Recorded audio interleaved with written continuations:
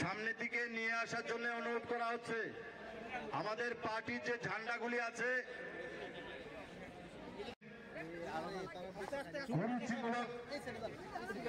Slogan প্রদান করা হয়েছে। ভারতের জাতীয় কংগ্রেস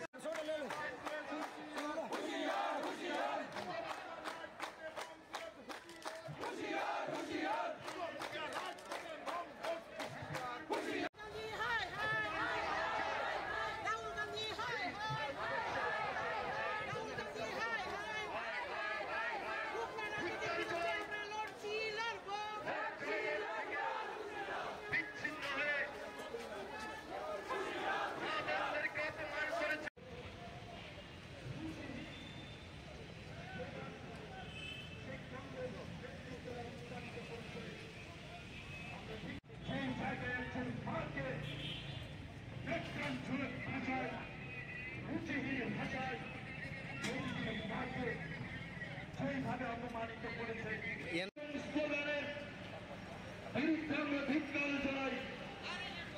যারা মানুষ থেকে জনবিচ্ছিন্ন, যাদের যে বিহারের মধ্যে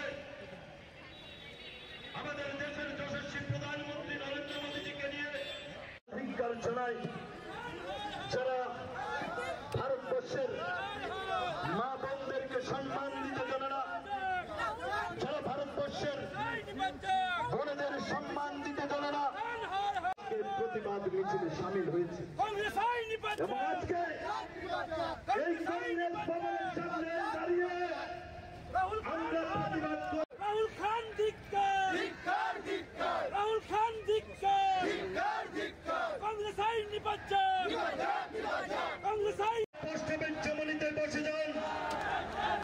এখান থেকে আমরা আওয়াজ করব যে ভারতীয় জনতা পার্টি ভারতবর্ষকে বলবো রাস্তার মধ্যে বসে যান।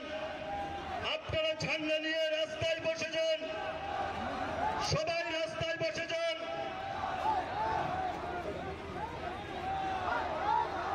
রাস্তার মধ্যে বসে যান।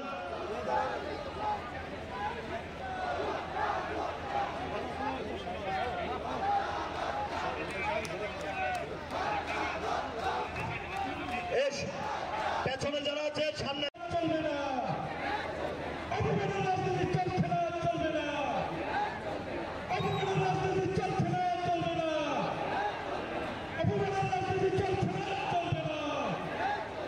রাহুল খান হয় কংগ্রেস আই ধিক্কার, প্রতিবাদের স্বাধীনতা চাই। অপমান করা হলো কেন? কংগ্রেস আই জবাব চাই, জবাব চাও। রাহুল খান হয় কংগ্রেস আই জবাব দাও। প্রধানমন্ত্রীর মাকে অপমান করা হলো কেন? কংগ্রেস আই জবাব দাও। রাহুল ভারত মাতাকে, ভারত মাতাকে বিজেপি প্রতিবাদে প্রতিবাদে প্রতিবাদে রাহুল খান, রাহুল খান হয় হাতের তালি, হাতের তালি, হাতের তালি মুখে বলো, আরে বলো বলো, আরো জুড়ে বিজেপি, আরো জুড়ে বিজেপি, আরো জুড়ে, আরো জুড়ে বলতে হবে।